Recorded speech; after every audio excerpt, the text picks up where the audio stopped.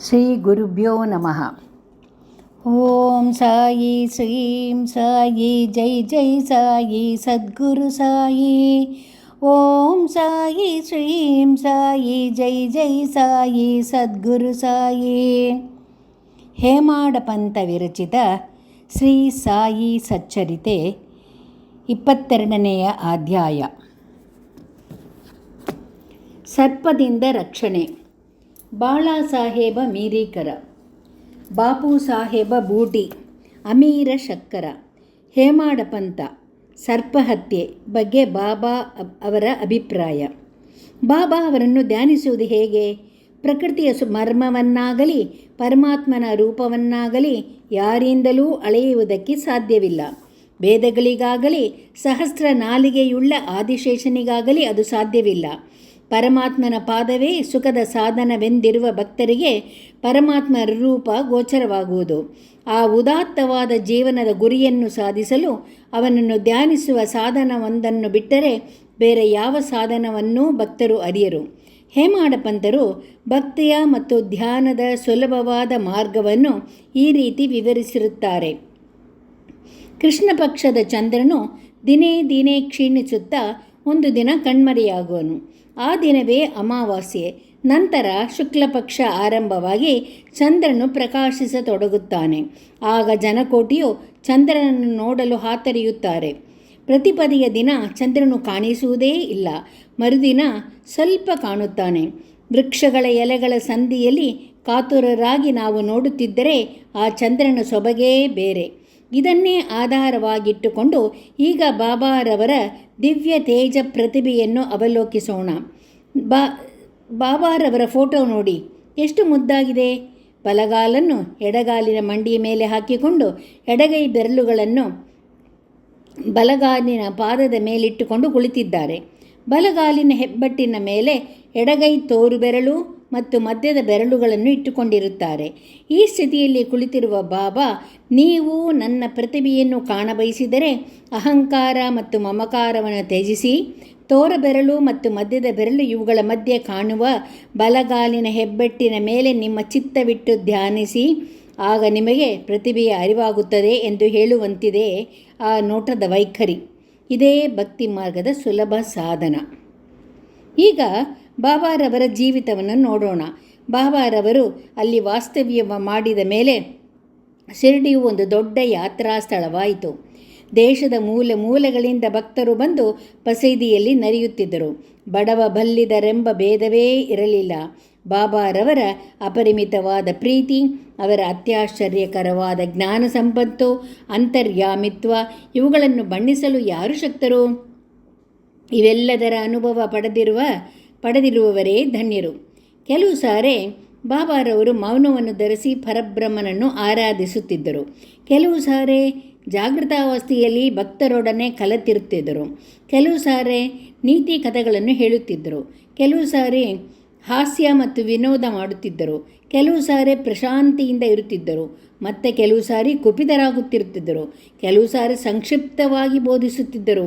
ಕೆಲವು ಸಾರಿ ಸುಮ್ಮನೆ ವಾದಿಸುತ್ತಿದ್ದರು. ಅನೇಕ ಸಾರಿ ಸರಳವಾಗಿರುತ್ತಿದ್ದರು. ಭಕ್ತರಿಗೆ ಅನುಗುಣವಾದ ವಿವಿಧೋಪದೇಶ ನೀಡುತ್ತಿದ್ದರು. ಆದ್ದರಿಂದ ಅವರ ಜೀವನವು ನಮ್ಮ ಬುದ್ಧಿ, ಮಾತು ಮತ್ತು ದೃಷ್ಟಿಗೆ ಮೀರಿದುದಾಗಿತ್ತು. ಅವರನ್ನು ನೋಡಬೇಕೆಂಬ ಬಯಕೆ, ಮಾತನಾಡಿಸಬೇಕೆಂಬ ಬಯಕೆ ಇವುಗಳಿಗೆ ತೃಪ್ತಿಯೇ ಇಲ್ಲ. ಆದರೂ ಭಕ್ತರು ಪರಮಾನಂದ ಭರಿತರಾಗಿದ್ದರು.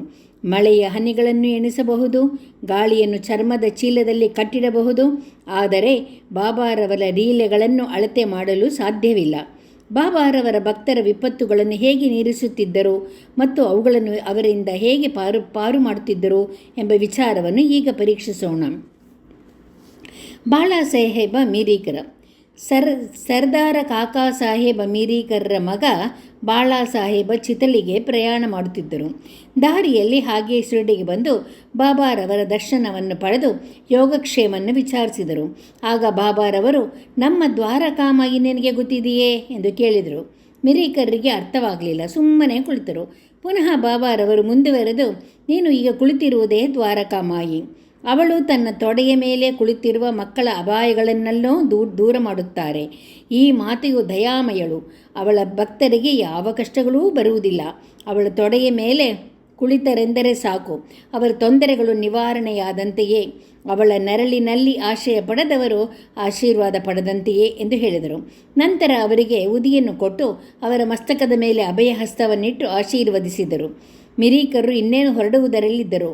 ಆಗ ಬಾಬಾ ಅವರು ಪುನಃ ಲಂಬು ಬಾವು ನಿನಗೆ ಗೊತ್ತಿದೆಯೇ ಎಂದು ಕೇಳಿದರು.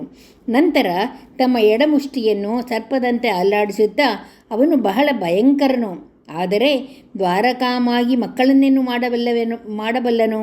ದ್ವಾರಕಾಮಾಯಿ ಅವರನ್ನು ಕಾಪಾಡುತ್ತಿರುವಾಗ ಸರ್ಪ ಏನು ಮಾಡಬಲ್ಲದು ಎಂದು ಕೇಳಿದರು. ಅಲ್ಲಿದ್ದವರೆಲ್ಲರಿಗೂ ಬಾಬಾರವರ ಈ ಮಾತಿನ ಅರ್ಥ ತಿಳಿಯಲು ಕಾತರರಾಗಿದ್ದರು. ಆದರೆ ಬಾಬಾ ಅವರನ್ನು ಕೇಳುವ ಧೈರ್ಯ ಯಾರಿಗೂ ಇರಲಿಲ್ಲ. ಬಾಳಾ ಸಾಹೇಬರು ಬಾಬಾರವರಿಗೆ ನಮಸ್ಕರಿಸಿ ಶ್ಯಾಮ ಅವರೊಡನೆ ಮಸೀದಿ ಬಿಟ್ಟು ಹೊರಟರು. ಬಾಬಾರವರು ಶ್ಯಾಮ ಅವರಿಗೆ ಮಿರೀಕರ ಅವರೊಡನೆ ಪ್ರಯಾಣ ಮಾಡುವಂತೆ ಹೇಳಿದರು. ಶ್ಯಾಮ ಅವರು ಈ ವಿಷಯವನ್ನು ಬಾಳಾ ಸಾಹೇಬರಿಗೆ ತಿಳಿಸಿದಾಗ ಅವರು ಬೇಡ ಎಂದರು. ಬಾಳಾ ಸಾಹೇಬರ ಅಭಿಪ್ರಾಯವನ್ನು ಶ್ಯಾಮ ಅವರು ಬಾಬಾ ಅವರಿಗೆ ತಿಳಿಸಿದರು. ಆಗ ಬಾಬಾರವರು, ಸರಿ, ಹೋಗಬೇಡ, ನಾವು ಯಾವಾಗಲೂ ಒಳ್ಳೆಯದನ್ನೇ ಎಣಿಸಬೇಕು, ಒಳ್ಳೆಯದನ್ನೇ ಮಾಡಬೇಕು, ಆದರೆ ಏನಾಗಬೇಕೋ ಅದು ಹಾಗೆಯೇ ಆಗುತ್ತದೆ ಎಂದರು. ಸ್ವಲ್ಪ ಕ್ಷಣದಲ್ಲಿಯೇ ಬಾಳಾ ಸಾಹೇಬರು ಪುನಃ ಯೋಚಿಸಿ ಶ್ಯಾಮ ಅವರನ್ನು ಕರೆದು ಅವರು ತಮ್ಮ ಜೊತೆಯಲ್ಲಿ ಬರಬಹುದು ಎಂದರು. ಶ್ಯಾಮ ಇದನ್ನು ಬಾಬಾ ಅವರಿಗೆ ತಿಳಿಸಿ ಅವರ ಅನುಜ್ಞೆ ಪಡೆದು ಬಾಳಾ ಸಾಹೇಬರ ಸಂಗಡ ಹೊರಟರು. ಚಿತಳಿಯನ್ನು ರಾತ್ರಿ 9 ಗಂಟೆಗೆ ತಲುಪಿ ಶ್ರೀ ಮಾರುತಿ ದೇವಸ್ಥಾನದಲ್ಲಿ ತಂಗಿದರು. ಕಚೇರಿಯ ವರಿಷ್ಠರು ಬಂದಿರಲಿಲ್ಲ. ಆದುದರಿಂದ ಮಾತನಾಡುತ್ತಾ ಕುಳಿತರು. ಬಾಬಾ ಸಾಹೇಬರು ಪತ್ರಿಕೆಯನ್ನು ಓದುತ್ತಾ ಚಾಪೆಯ ಮೇಲೆ ಕುಳಿತಿದ್ದರು. ಆಗ ಅವರ ನಡದ ಮೇಲೆ ಹೊದಿಕೆಯ ಮೇಲೆ ಯಾರಿಗೂ ತಿಳಿಯದಂತೆ ಒಂದು ಸರ್ಪ ಬಂದು ಕುಳಿತಿತ್ತು. ಅದರ ಜವಾನನು ಇದನ್ನು ನೋಡಿ ಹಾವು ಹಾವು ಎಂದು ಕೂಗಿಕೊಂಡನು. ಬಾಳಾ ಸಾಹೇಬ ನಡುಗಲಾರಂಭಿಸಿದರು. ಶ್ಯಾಮ ಅವರು ಚಕಿತರಾದರು. ಸದ್ದಿಲ್ಲದೆ ಕೋಲು ತರಲು ಹೊರಟರು. ಸರ್ಪವು ಬಾಳಾ ಸಾಹೇಬರನ್ನು ಬಿಟ್ಟು ಕೆಳಗಿಳಿತು. ಕೂಡಲೇ ಅದನ್ನು ಹೊಡೆದು ಕೊಂದರು. ಈ ಅಪಾಯವನ್ನು ಬಾಬಾ ಅವರು ಮೊದಲೇ ನಿರೀಕ್ಷಿಸಿ ಅದರಿಂದ ಅವರನ್ನು ಪಾರು ಮಾಡಿದರು. ಅಂದಿನಿಂದ ಬಾಳಾ ಸಾಹೇಬರಿಗೆ ಬಾಬಾ ಅವರಲ್ಲಿದ್ದ ಭಕ್ತಿ ದೃಢವಾಯಿತು. ಬಾಪು ಸಾಹೇಬ ಬೂಟಿ. ಪ್ರಸಿದ್ಧ ಜ್ಯೋತಿಷಿಯಾದ ಶ್ರೀ ನಾನಾ ಡೇಂಗಳೆಯವರು ಶಿರಡಿಯಲ್ಲಿ ಬಾಪು ಸಾಹೇಬ ಬೂಟಿಯವರಿಗೆ, ಈ ದಿನ ನಿಮಗೆ ಗ್ರಹಗತಿಗಳು ಸರಿಯಾಗಿಲ್ಲ, ಅಪಾಯವಿದೆ ಎಂದರು. ಬಾಪು ಸಾಹೇಬರು ಇದರಿಂದ ಮನೋವ್ಯಾಕುಲರಾದರು. ಎಂದಿನಂತೆ ಆ ದಿನ ಅವರು ಮಸೀದಿಗೆ ಬಂದಾಗ ಬಾಬಾ ಅವರು, ನಿನಗೇನು ಹೇಳಿದರು?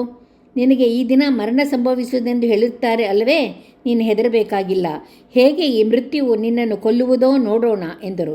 ಆ ದಿನ ಸಂಜೆ ಬಾಪು ಸಾಹೇಬರು ತಮ್ಮ ಕೊಠಡಿಗೆ ಹೋಗಿ ಕುಳಿತಾಗ ಒಂದು ಸರ್ಪವನ್ನು ಕಂಡರು. ಅವರ ಜವಾನನು ಅದನ್ನು ಹೊಡೆಯಲು ಕೈ ಎತ್ತಿದನು. ಬಾಪು ಸಾಹೇಬರು ಒಂದು ದೊಡ್ಡ ಕೋಲನ್ನು ತರಲು ಹೇಳಿದರು. ಜವಾನನು ಕೋಲನ್ನು ತರುವುದರೊಳಗೆ ಸರ್ಪ ಮಾಯವಾಗಿತ್ತು. ಆಗ ಬಾಪು ಸಾಹೇಬರು ಬಾಬಾ ಅವರ ಮಾತುಗಳನ್ನು ಜ್ಞಾಪಕಕ್ಕೆ ತಂದುಕೊಂಡು ಸಂತೋಷಭರಿತರಾದರು. ಅಮೀರ ಶಕ್ಕರ. ಕಟುಕರ ಜಾತಿಗೆ ಸೇರಿದ ಕೋಪರಗಾವ ತಾಲೂಕಿನ ಕೊರಾಳೆಹಳ್ಳಿಯ ಅಮೀರ ಶಕ್ಕರ ಬಾಂದ್ರಾದಲ್ಲಿ ಕಮಿಷನ್ ಏಜೆಂಟರಾಗಿದ್ದರು. ಅವರು ವಾಯುರೋಗದಿಂದ ನರಳುತ್ತಿದ್ದರು. ದೇವರನ್ನು ಸ್ಮರಿಸಿ ಬಾಬಾರ ಹತ್ತಿರ ಬಂದು ರೋಗವನ್ನು ಗುಣಪಡಿಸುವಂತೆ ಬೇಡಿಕೊಂಡರು. ಅದಕ್ಕೆ ಬಾಬಾ ಅವರು ಚಾವಡಿಯಲ್ಲಿ ತಂಗುವಂತೆ ಹೇಳಿದರು. ಆಗ ಚಾವಡಿಯು ಅನಾರೋಗ್ಯ ಸ್ಥಳವಾಗಿತ್ತು. ಆದರೆ ಬಾಬಾ ಅವರ ಆಜ್ಞೆಯನ್ನು ಮೀರುವಂತಿರಲಿಲ್ಲ. ಬಾಬಾ ಅವರನ್ನು ಮಸೀದಿಗೆ ಬರಗೊಡಲಿಲ್ಲ. ಆಗಾಗ್ಗೆ ಚಾವಡಿಗೆ ತಾವೇ ಹೋಗಿ ಬರುತ್ತಿದ್ದರು. ರಾತ್ರಿ ಮೆರವಣಿಗೆಯ ನಂತರ ಬಾಬಾ ಅಲ್ಲಿ ಹೋಗಿ ಮಲಗುತ್ತಿದ್ದರು. ಆದುದರಿಂದ ಅಮೀರ ಅವರಿಗೆ ಬಾಬಾ ಅವರ ಭೇಟಿ ಆಗಾಗ್ಗೆ ಆಗುತ್ತಲೇ ಇತ್ತು. ಅಮೀರ ಶಕ್ಕರ ಅಲ್ಲಿ 9 ತಿಂಗಳು ತಂಗಿದ್ದರು. ಅನಂತರ ಬಹುಶಃ ಬೇಸರಪಟ್ಟುಕೊಂಡು ಒಂದಿನ ದಿನ ರಾತ್ರಿ ಯಾರಿಗೂ ಹೇಳದೆ ಶಿರಡಿಯನ್ನು ಬಿಟ್ಟು ಕೋಪರಗಾವ ಧರ್ಮಶಾಲೆಗೆ ಹೋಗಿಬಿಟ್ಟರು. ಅಲ್ಲಿ ಮರಣಾವಸ್ಥೆಯಲ್ಲಿದ್ದ ಒಬ್ಬ ಮುದಿ ಫಕೀರನನ್ನು ಅವರು ಕಂಡರು. ಅವನು ನೀರು ನೀರು ಎಂದು ಕೂಗಿಕೊಳ್ಳುತ್ತಿದ್ದನು. ಅಮೀರ ಶಕ್ಕರ ಅವರಿಗೆ ನೀರು ಕುಡಿಯಲು ಕೊಟ್ಟರು. ನೀರು ಕುಡಿದ ತಕ್ಷಣ ಫಕೀರನು ಮರಣ ಹೊಂದಿದನು. ಶಕ್ಕರರಿಗೆ ಆಗ ದಿಕ್ಕು ತೋಚದಂತಾಯಿತು. ಯಾರಿಗಾದರೂ ಈ ಸಂಗತಿ ತಿಳಿಸಿದರೆ ತಮ್ಮ ಮೇಲೆಯೇ ಆರೋಪ ಬರುತ್ತದೆ ಎಂದು ಭಾವಿಸಿ ಇದು ಬಾಬಾ ಅವರ ಅನುಮತಿ ಇಲ್ಲದೇ ಬಂದಿದ್ದರ ಫಲವೆಂದು ತಿಳಿದು ಪಶ್ಚಾತ್ತಾಪ ಪಟ್ಟುಕೊಂಡು ಅದೇ ರಾತ್ರಿ ಬಾಬಾ ಅವರ ನಾಮಸ್ಮರಣೆ ಮಾಡುತ್ತಾ ಬೆಳಗಾವುದರೊಳಗೆ ಶಿರ್ಡಿಗೆ ಬಂದು ತಲುಪಿದರು. ನಂತರ ಬಾಬಾ ಅವರು ಹೇಳಿದಷ್ಟು ದಿನ ಚಾವಡಿಯಲ್ಲಿಯೇ ತಂಗಿ ಪೂರ್ತಿ ಗುಣ ಹೊಂದಿದರು. ಒಂದು ದಿನ ರಾತ್ರಿ, ಓ ಅಬ್ದುಲ್, ಯಾವುದೋ ಒಂದು ಭೂತ ನನಗೆ ಅಪ್ಪಳಿಸುತ್ತಿದೆ ಎಂದು ಬಾಬಾ ಅವರು ಕೂಗಿಕೊಂಡರು. ಅಬ್ದುಲ್ ದೀಪ ತೆಗೆದುಕೊಂಡು ಬಂದು ಬಾಬಾ ಅವರ ಹಾಸಿಗೆ ಸುತ್ತಲೂ ನೋಡಿದನು. ಏನೂ ಕಾಣಿಸಲಿಲ್ಲ. ಬಾಬಾ ಅವನಿಗೆ ಸರಿಯಾಗಿ ನೋಡಲು ಹೇಳಿ ತಮ್ಮ ಸಟಕಾದಿಂದ ನೆಲಕ್ಕೆ ಹೊಡೆಯಲು ತೊಡಗಿದರು. ಅಮೀರ ಶಕ್ಕರ ಸರ್ಪ ಬಂದಿರಬಹುದೆಂದು ಅನುಮಾನಿಸಿದರು. ಅಮೀರರಿಗೆ ಬಾಬಾ ಅವರ ರೀತಿ ನೀತಿಗಳನ್ನು ಗ್ರಹಿಸುವ ಶಕ್ತಿ ಇದ್ದಿತು. ಬಾಬಾ ಅವರಿಗೆ ಶಕ್ಕರರ ಹಾಸಿಗೆ ಹತ್ತಿರ ಒಂದು ಸರ್ಪ ಕಾಣಿಸಿತು. ಅಬ್ದುಲ್ನಿಗೆ ಅಲ್ಲಿ ದೀಪವನ್ನು ತರಲು ಹೇಳಿದರು. ದೀಪದ ಬೆಳಕಿನಲ್ಲಿ ಹಾಸಿಗೆಯ ಬಳಿ ಸರ್ಪವೊಂದು ಸುತ್ತಿಕೊಂಡು ಕುಳಿತಿರುವುದು ಕಂಡುಬಂದಿತು. ಕೂಡಲೇ ಅದನ್ನು ಕೊಲ್ಲಲಾಯಿತು. ಹೀಗೆ ಬಾಬಾ ಸಮಯೋಚಿತ ಎಚ್ಚರಿಕೆ ಕೊಟ್ಟು ಅಮೀರರನ್ನು ಕಾಪಾಡಿದರು. ಹಾವು ಮತ್ತು ಚೇಳು. ಬಾಬಾ ಅವರು ತಿಳಿಸಿದ ಪ್ರಕಾರ ಕಾಕಾ ಸಾಹೇಬ ದೀಕ್ಷಿತರು ಪ್ರತಿದಿನ ಏಕನಾಥರಿಂದ ವಿರಚಿತವಾದ ಭಾಗವತ ಮತ್ತು ಭಾವಾರ್ಥ ರಾಮಾಯಣ ಎಂಬ 2 ಗ್ರಂಥಗಳನ್ನು ಮಸೀದಿಯಲ್ಲಿ ಪಠಣ ಮಾಡುತ್ತಿದ್ದರು. ಅವರ ಮಾತಿನ ಅನುಜ್ಞೆಯಂತೆ ಶ್ರೀ ಹನುಮಾನ ಶ್ರೀರಾಮನ ಮಹತ್ವವನ್ನು ಪರೀಕ್ಷಿಸಿದ ಭಾಗವನ್ನು ಅವರು ಹೇಳುತ್ತಿದ್ದಾಗ ಶ್ರೋತೃಗಳು ಮುಗ್ಧರಾಗಿದ್ದರು. ಅದರಲ್ಲಿ ಹೇಮಾಡ ಪಂತರು ಒಬ್ಬರಾಗಿದ್ದರು. ಆಗ ದೊಡ್ಡ ಚೇಳೊಂದು, ಅದು ಎಲ್ಲಿಂದೋ ಬಂದಿತೋ ತಿಳಿಯದು, ಹೇಮಾಡ ಪಂತರ ನಡದ ಮೇಲೆ ಬಂದು ಕುಳಿತಿತ್ತು. ಮೊದಲು ಅದು ಅವರಿಗೆ ಗೊತ್ತಾಗಲೇ ಇಲ್ಲ. ಪರಮಾತ್ಮನ ಲೀಲೆಗಳನ್ನು ಕೇಳುತ್ತಿರುವವರನ್ನು ಪರಮಾತ್ಮನೇ ರಕ್ಷಿಸುವನಾದ್ದರಿಂದ ಅವರಿಗೆ ಚೇಳು ಕುಳಿತಿರುವುದು ಹೇಗೋ ತಿಳಿಯಿತು. ಅದೂ ಸಹ ಕಥೆಯನ್ನು ಶ್ರವಣ ಮಾಡುತ್ತಿರುವಂತೆ ಕಾಣುತ್ತಿತ್ತು. ಆಗ ಹೇಮಾಡವಂತರು ಗಲಾಟೆ ಮಾಡದೆ ದೋತರವನ್ನು ಮೆಲ್ಲಗೆ ತೆಗೆದು ಚೇಳನ್ನು ಹೊರಗೆ ತಂದು ಚೆಲ್ಲಿದರು. ಇನ್ನೊಂದು ಸಂದರ್ಭದಲ್ಲಿ ಕೆಲವರು ಒಂದು ರಾತ್ರಿ ದೀಕ್ಷಿತವಾಡಾದ ಅಟ್ಟದ ಮೇಲೆ ಮಾತನಾಡುತ್ತಾ ಕುಳಿತಿದ್ದರು. ಆಗ ಕಿಟಕಿಯ ಸಂದಿನಿಂದ ಒಂದು ಭಯಂಕರ ಸರ್ಪವು ಬಂದು ಸುತ್ತಿಕೊಂಡು ಕುಳಿತಿತು. ಎಲ್ಲರೂ ಕೋಲು ತರಲು ಹೊರಟರು. ಅದನ್ನು ಹೊಡೆಯಲು ಪ್ರಯತ್ನಪಟ್ಟರು. ಆದರೂ ಅದು ಸಿಗದೆ ಅದು ಸಂದಿಯ ಮೂಲಕ ಮಾಯವಾಯಿತು. ಬಾಬಾ ಅವರ ಅಭಿಪ್ರಾಯ.